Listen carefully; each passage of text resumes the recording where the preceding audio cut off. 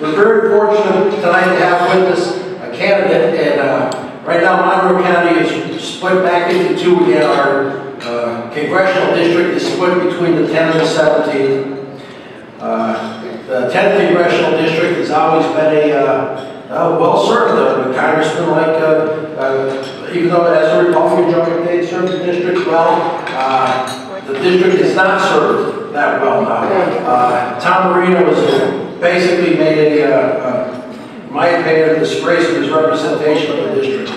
We're very fortunate that our neighbor from Pike County, Phil Scollo, is running for the office. Phil's a businessman, actually at one point a fireman in New York City, right? Yeah, so Phil's done it all. Phil knows a lot of things. If we watch Tom Marino on TV, we realize that Tom doesn't know a lot of these things. We have Phil with us tonight. Phil knows that Libya is in Africa. Phil knows that the Dead Sea is not for skinny dipping by freshman congressmen. And most importantly, Phil knows that the Tobyhanna Army Depot is in Monroe County.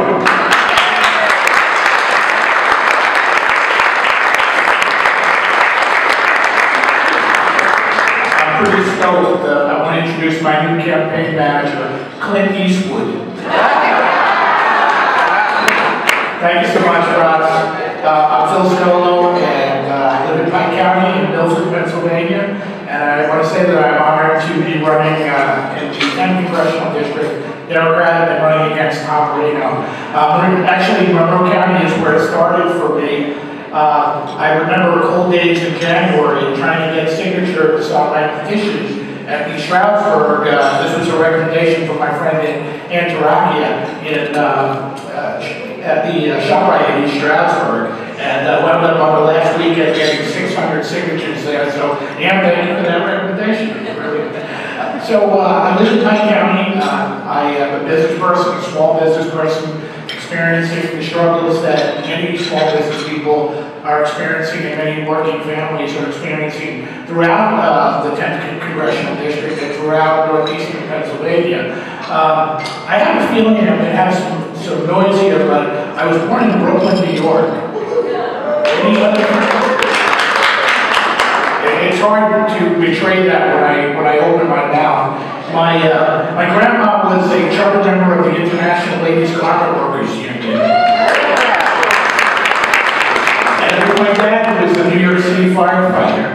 And so he was always working side jobs. He had 3 kids at the time, you know, to put food on the table and make ends meet. My grandparents and my parents taught me the value of hard work and always doing the right thing and never taking anything for granted.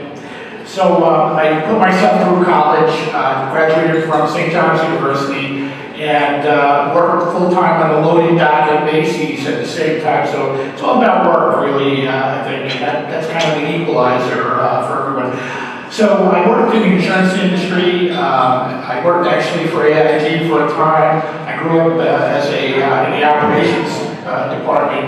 I know a little bit about job design and job creation, but I left Wall Street literally in 1997 and opened up a business on Main Street in Pike County. We fell in love with Milford, we fell in love with Pike County, we fell in love with Pennsylvania. I have 3 kids, and I have three grandchildren. And when you look at Congress, you look at our representation now, it doesn't take a rocket scientist to see that things are broken, they're corrupt, and they're inept, and they're inefficient. And Congress has got an approval rating of 9%, and that I think is being generous. I'm running against Tom Marino, and so I just want to say a couple of words about Mr. Marino.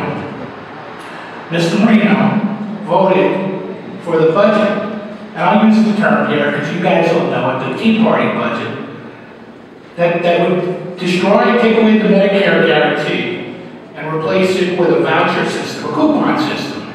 They're going to give you $6,000 a year, go out and buy your insurance on the open market. Good luck with that one, right? I came from the insurance industry, and I can tell you, my wife Karen, by the way, I'd be remiss if I didn't introduce her. She's sitting at the table right there now. Karen is a 9-year breast cancer survivor.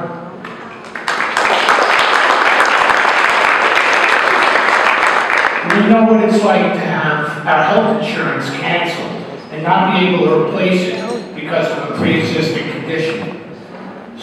So that same budget, the Tea Party budget, would destroy educational funding. I mentioned I have 3 kids and I have 3 grandkids. And it's about their future. Now, we have a leading senator that says it's more important for his candidate to get elected to Congress, so as president, I should say, to get elected as president, than it is to create jobs and stimulate the economy. And that's an abomination, that thought.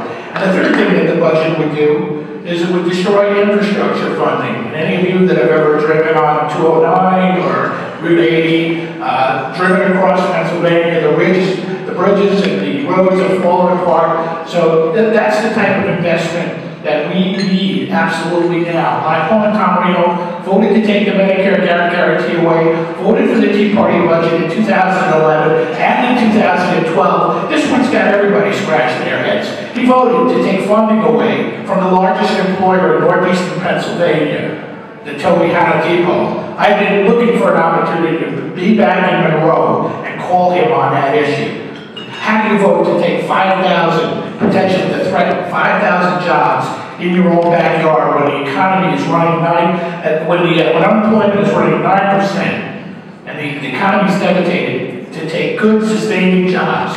And it's a bipartisan issue, right? You had 1 Democrat and 2 Republicans vote for that bill to take away that funding.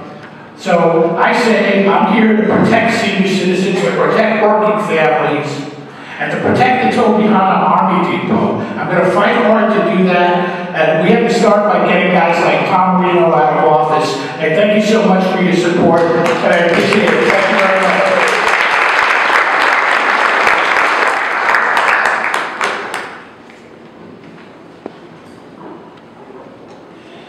Thank you, Phil, very much.